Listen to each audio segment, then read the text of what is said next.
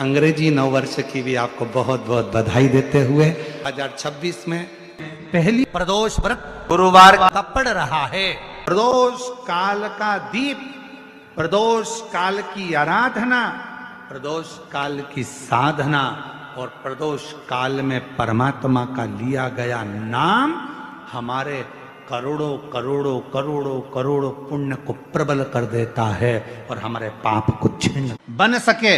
अगर बन सके जीवन में एक बार प्रयास करिएगा। अगर गुरुवार का प्रदोष पड़ जाए, कौन से वार का? गुरुवार का प्रदोष पड़ जाए, बृहस्पतिवार का यदि प्रदोष पड़ जाए तो प्रदोष के दिन प्रदोष काल में, प्रदोष के दिन प्रदोष काल में किसी शिवालय में जाएं, शंकर के मंदिर में जाएं, एक ही दिए के अंदर एक फूल बाती, कैसी बाती है? फूल बाती, और उसी दिए के अंदर एक लंबी बाती, दो बाती। कौन सी बाती हैं? जम के बोलो जरा। एक फूल बाती, एक लंबी बाती, दो बाती। एक ही दिए के अंदर फूल बाती, लंबी बाती दोनों रख लें।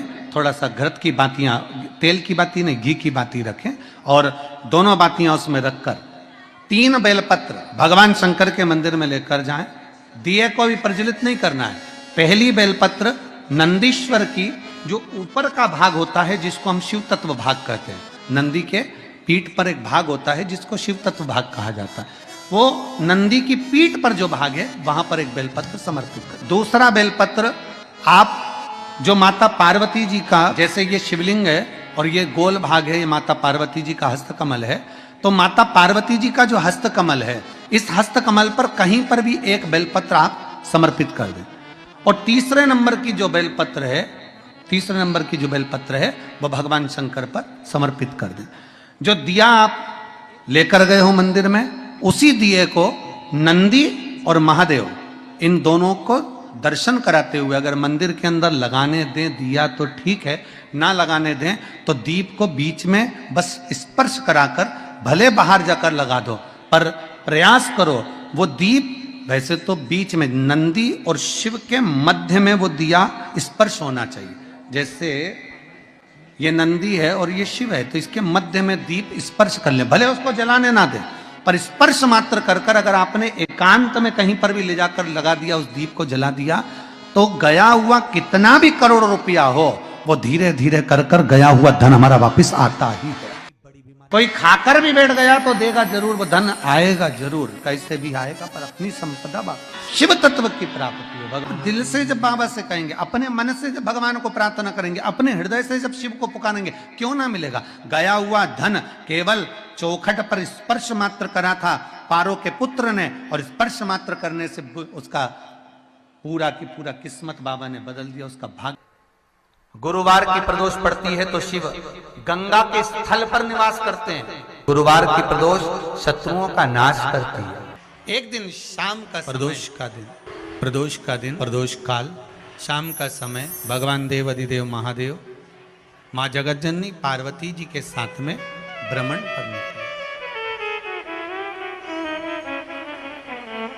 देखिए, अगर प्रदोष का व्रत नहीं कर सकते, प्रदोष के दिन आप व्रत नहीं कर सकते, मान लो आपसे भूखा नहीं रहा जाए, प्रदोष का व्रत नहीं कर सकते, प्रदोष के दिन आप भूखे नहीं रह सकते, मंदिर भी नहीं जा सकते, दिया भी नहीं लगा सकते, तो शिव महापुराण की कथा कहती कि प्रदोष के दिन, प्रदोष काल में अपने ही दरवाजे के पास देवाधिदेव महादेव का स्मरण कर लक्ष्मी की वृद्धि के लिए, कार्य सिद्धि के लिए, संपदा को प्राप्त करने, अपने ही दरवाजे के पास में एक दीप लगा सकते। एक बात और अच्छे से समझ लीजिए, जो बच्चे चिड़चिड़े होते हैं, चाहे घर में बेटे हों, बहुएं हों, सास हो, ससुर हो, परिवार में छोटे छोटे बच्चे हों, चिड़चिड़ प्रवृत्ति करते हों या चिड़चिड़ा स्वभाव हो, जरा जरा सी बात में क्रोध आ जाता हो, बोलने का भान नहीं रह पाता हो,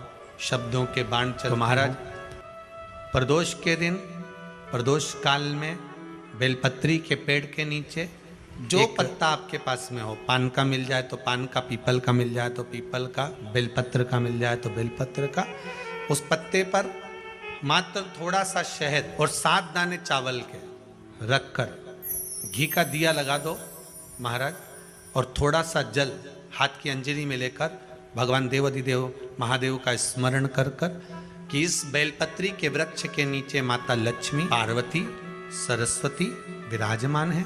इसी बेलपत्री के पेड़ के नीचे मेरे देवाधिदेव महादेव का 12 ज्योतिर्लिंग का स्वरूप प्रकट है।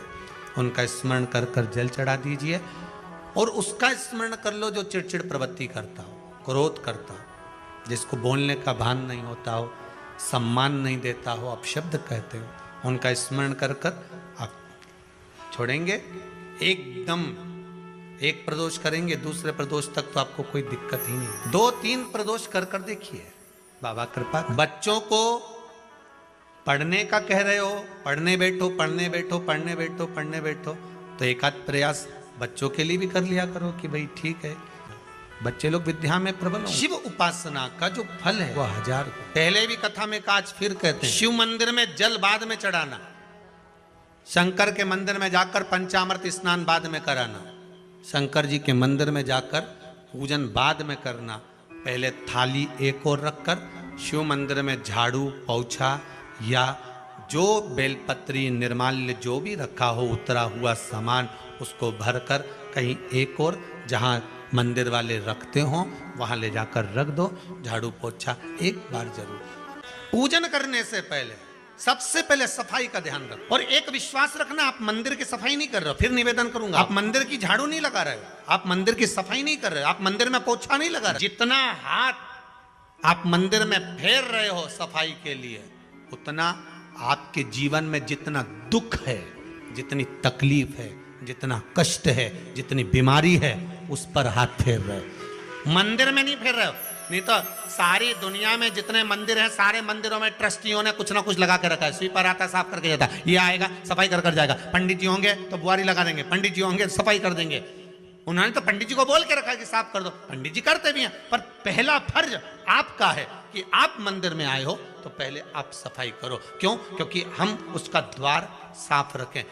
आज के समय में तो एक नियम हो गया साहब कि मंदिर में जाते हो तो मंदिर के दरवाजे पर चप्पल उतार के जाते हो, नहीं तो शास्त्र रीति तो ये कहती है कि मंदिर में भगवान सामने बैठा है तो उसके सामने चप्पल भी नहीं उतरना। तो कई लोग कहते हैं मंदिर के अंदर थोड़ी ना उतार, हम तो जीने से भी बाहर, एकदम गेट के बाहर वहां उतार, पर सामने तो है ना, सम्मुख में तो है। तुम्हारे यहाँ अगर 4 लोग दिवाली मिलने आते हैं ना, तो तुमने चप्पल रखने का भी स्टैंड बनाकर रखा है, साइड में उतारिए, दहली पर मत उतार देना, थोड़ा साइड में उतारो। सामने से सब आते जाते रहते हैं, सामने उतारो, थोड़ा द्वार पे से। अभी तो कुबेरेश्वर धाम में काम चल रहा है, आप लोग जो दान दे रहे हो, आपके दिए हुए दान से निर्माण चल रहा है। अभी तो आप पहनकर जूता चप्पल भी अंदर आ जाते हो, भले दूसरे मंदिरों में चप्पल पहनकर हमने देखा है, आधिकाधिक मंदिरों में, ब्रजभूमि पर भी बहुत मंदिरों में लोग अंदर जूता पहनकर चले जाते हैं, पर जब तक बाबा नहीं बैठा तब तक तो आप पहन कर आ रहे हो। जिस दिन बाबा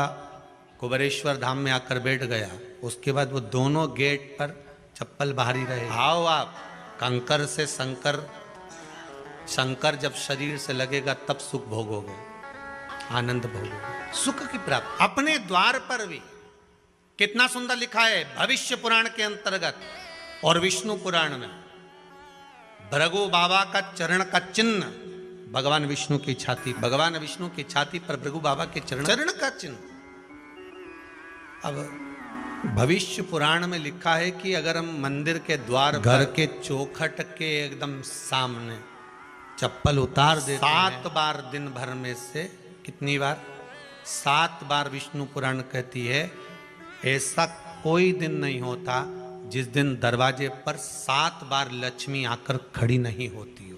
कल एक कथा कही थी आपको कि प्रत्येक मनुष्य के भाग्य में सुख लिखा है केवल मंथन। भविष्य पुराण कहती है 7 बार लक्ष्मी प्रत्येक मनुष्य के दरवाजे पर जाकर खड़ी होती है, पर द्वार पर चप्पल पड़ी होने के कारणवश वो लौट कर चली जाती है। बहुत ध्यान दीजिएगा महाराज, थोड़ा सा आपको बुरा लगेगा, लग जाए, पर शिव पुराण है, जीवन संवार देगी तो अच्छी बात, जीवन संवार दे तो अच्छी बात है। मंदिर के द्वार पर हम जब चप्पल छोड़ते हैं, जिस मंदिर की चौखट पर चप्पल छोड़ी है, आप जितनी देर आराधना में लगे रहते हैं उतनी देर तक आपकी चप्पल पर जितने लोग लांग कर जाते हैं, जितने लोग लांग कर प्रवेश करते हैं, उसका भी दुख आपके भाग्य में आता चले जाता है। ध्यान दीजिएगा जरा। चप्पल का भविष्य पुराण में पढ़िएगा कवि की पादुका का महत्व क्या है, पादुका किस ओर उतारना चाहिए, पादुका को कहाँ रखना चाहिए, किस जगह पर बुआरी झाड़ू को रखना चाहिए, किस जगह पर चलनी को रखना चाहिए, सुई उस सुई को जिस हाल में सब बैठते हैं उस हाल में क्यों रखा जाता है? सुई तो इतनी सी है, पर जिस हाल में सब बैठते हैं उस हाल में ना तो झाड़ू रखते हैं, उस हाल में ना चलनी रखते हैं। भैया क्यों नहीं रखते? कारण क्या है कि जिस हाल में सब बैठकर बात करें, आवक जावक की बात हो, व्यापार की बात हो, लक्ष्मी की बात हो, प्रेम स्नेह की बात हो, आपस में बैठकर सब चर्चा कर रहे हो, अगर वहां छलनी होगी, झाड़ू होगी तो बैठे बैठे बात करने में विवाद चालू हो जाएगा। 15-20 मिनट तुमने बहुत प्रेम की बात करी, अच्छे से बात करी, पति पत्नी बहुत प्रेम की बात कर रहे थे, मालूम पड़े बात करते करते से कब झगड़ा उत्पन्न हो जाए तो समझ में नहीं आया। हमारी बहू को क्या हो जाता है, बैठे बैठे बात करते करते झगड़ा कर देती है, जरा सी बात में झगड़ा चालू हो जाता है। कारण क्या है? जिस हाल में तुम बैठ रहे हो, जिस कमरे में तुम बैठ रहे हो, जिस हाल के अंदर सब बैठकर चर्चा करते, बात करते, चित्त करते, आपस में बैठकर सब लोग एक दूसरे के बातचीत करने बैठे हैं, आय व्यय देखने बैठे हैं, दुकान व्यापार की बात करने बैठे हैं, उस जगह पर भी झगड़े का क्रम कहां से आ गया? एक ना एक का मुंह क्यों फूल गया? कारण क्या था? कोई बात टेंशन क्यों आ रहा है? मतलब उस हाल में या तो चलनी रखी है या झाड़ू रखी है, भले तुमने सोफे के नीचे फंसा दियो, भले तुमने पीछे फंसा दियो, पर पड़ी जरूर है, रखी जरूर है, कहीं ना कहीं पड़ी होगी। क्यों कहते हैं कि जिस हाल में आप बैठ रहे हो, जहां पर आप संपदा की बात कर रहे हो, दौलत की बात कर रहे हो, व्यापार की बात कर रहे हो, व्यवसाय की बात कर रहे हो, उस हाल में अगर कहीं कैलेंडर टंगा हो, कोई सामान ऐसा रखा हो, कोई पर्दा ऐसा लगा हो, कोई चीज ऐसी लगी हो, तो उसमें एक सुई उसमें रख दीजिए। क्यों कहते हैं?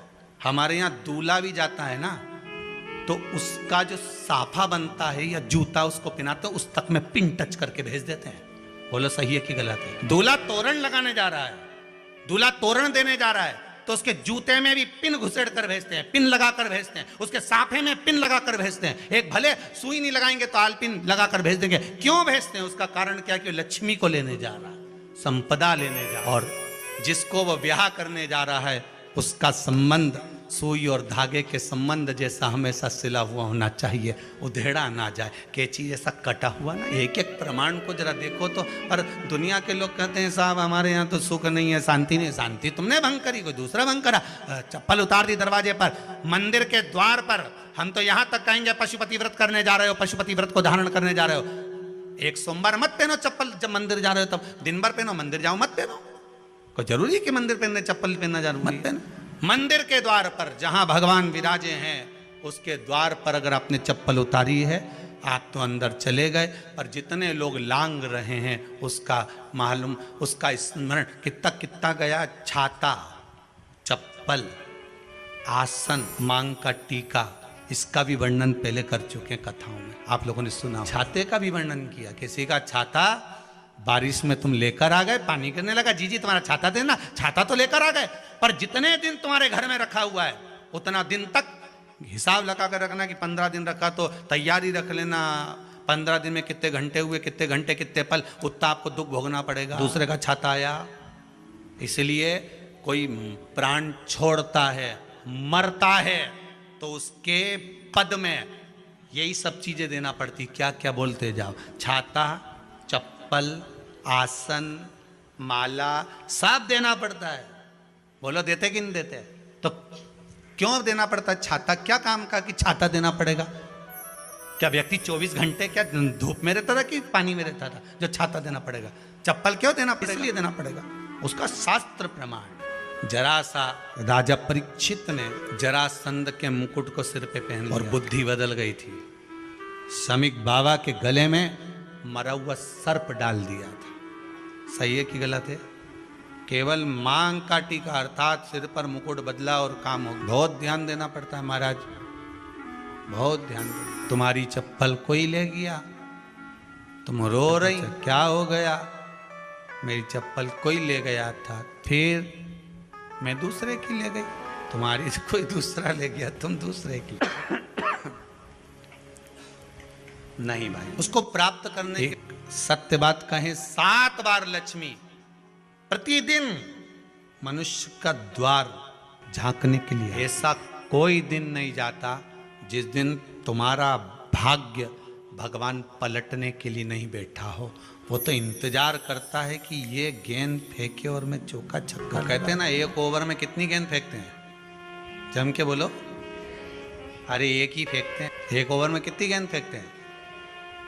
एक। वही गेंद बार बार फेंकते हैं ना। गेंद तो एक ही है नहीं, वो तो बार बार गिनाया तो 6 बार गिना, तो फेंकी तो एक ही है कि बदल बदल के फेंक दी, पीली नीली हरी गुलाबी। नहीं, एक ही। बदल बदल कर आया, गेंद एक ही थी, फिर फेंका कि ये तो वाइट निकल गई, फिर फेंकी, गेंद वही है, गिनती में 6 जा रही है। 1 साल निकल गया, 1 दिन निकल गया, फिर गेंद फेंकी। अरे साहब, एक भी रन नहीं बना, फिर फेंकी, अभी भी नहीं बना, फिर फेंकी तो के बाउंड्री तक तो पहुंच गई है। अब की बार जो फेंकी तो के ऊपर से निकल गई, सीधे 6 पे पहुंच गई। भगवान भी ये कहता है, एक ही गेंद है, 6 बार फेंकी है। शास्त्र कहता है 7 बार दरवाजे पर लक्ष्मी आती है, मौका देखती है कि कब मौका मिले मैं इसके घर में प्रवेश कर जाऊं। पर कभी कभी ये निंदा करती दिखती है, कभी बहू की चुगली करती दिखती है, कभी टीवी में मन लगाए दिखती है, कभी सुई धागा लेके बैठी मिलती है, कभी झाड़ू लगाती फिरती है, कभी दरवाजे पे चप्पल खुली मिल जाती है, कभी कुछ मिल जाता है। मैं बार बार आती हूँ, अब नहीं माने तो मैं कई करूँ, मेरे को तो जाना पड़ेगा। मेरे को तो जो नियम है, सर्विस करने वाला, नौकरी करने वाला तो टाइम पे आएगा। तुम भले कंप्यूटर चलवाओ, चाहे मोबाइल उड़वाओ, चाहे तुम लिखा पढ़ी करवाओ, बोलो सही है गलत है, उसको तो करना है। बोलो साहब क्या करना पड़ेगा? लग जाओ कंप्यूटर पे, लग जाओ, उठाओ मोबाइल, ये तो उसको तो करना है। वो तो टाइम पे पहुंच गया 9 बजे। लक्ष्मी जी भी टाइम पे आती है। आई दरवाजे पे क्या देखा उसने कि ऐसा ऐसा है। कई कई की तो आदत पड़ी, रोटी घर में बना हुआ सारा, दाल चावल सब्जी वब्जी जो बच गई, उठा के मैं दरवाजे के पास में रख के आ गई। लक्ष्मी जी सोचे, बताओ ऐसा तो पहले से रख, अंदर चली गई और ऐसा खिला दिया तो मैं तो नहीं जाऊं। लक्ष्मी जी बाप। कई लोगों की आदत, आटा छना हुआ, ऊपर की जो चापड़ थी, उनने कहा गाय खा के चली जाएगी, ओटला पे पटक के आ गए। लक्ष्मी जी इतने में आई कि चापड़ तो यहाँ पटक के चली गई, मैं काय को जाऊं, छलनी में से जा उधर, नहीं जाऊं। कितना कितना कहा है महाराज, केवल 1 दिन का इंतजार रहता है, दिवाली आए लक्ष्मी जी हमारा घर आएगी ने, लीप लिया ने, पोत लिया ने, मांडना भी मांड लिया, लक्ष्मी जी का पाँव भी मांड लिया ना, कमल का फूल भी मंगवा लिया, गेंदा की माला भी बुलवा ली, सारी गेंदा वेंदा की माला दरवाजे पे भी लगा दी, चौक मोक घूर के बैठी इंतजार में, लक्ष्मी जी आएगी, लक्ष्मी जी आएगी। लक्ष्मी जी बोली, मैं तो रोज आऊँ री जी, मैं तो रोज आऊँ, पर कई करूँ थारी बुद्धि काम नहीं कर। फिर के लक्ष्मी मैया अब की बार आ गई तो जाजे मती री, बड़ी तकलीफ में हूँ। लक्ष्मी जी बोली, नहीं जाना तो पड़ेगा, दिवाली का दिन है, हमारे 10 के घर जाना पड़ता है, बड़ी मुश्किल से तो गुजिया पपड़िया मिलता है, नहीं जाऊंगी तो अच्छा नहीं लगेगा, तो जाना तो पड़ेगा। पर रोज आऊंगी, दिन आऊंगी, तू अगर मुझे रोक सकती है और अपने घर में बुला सकती है तो बुला ले। और आऊंगी मैं प्रतिदिन और जाऊंगी भी मैं प्रतिदिन। लक्ष्मी आती भी खूब है और जाती भी खूब है, एक जगह टिकती कभी नहीं है। बस उसको बुलाने का तरीका होना चाहिए। रोज भगवान चाहता है कि तेरा दिन फिर जाए। कथाओं में भी आप लोग बोलती हो, आंवला नवमी वगैरह की बोलना, जैसे ही का दिन फिर या, ऐसी बोलती हो ना कथा, कहानी सुनती हो जब, कैसे बोलते हो कहानी सुनने के समय पे, जैसे ही का दिन फिर यानी वैसा हमारा दिन फेर जे माता, ऐसा कर जे माता। तो माता जी बोले, मैं तो रोज का दिन फेरूं तेरा, तो काहे के चिंता करे री कमला, काहे चिंता करे, मैं तो रोज का फेरू, तू सुधरे तो मैं तो बिल्कुल तैयारी में। ब्राह्मण बेलपत्री को भर रहा था, बेलपत्री ब्राह्मण भर रहा था, पार्वती जी ने शिव जी से कह दिया, इसके पास कुछ भी नहीं है, आपका भगत है, इसके पास कुछ भी नहीं है, आप कृपा नहीं करोगे।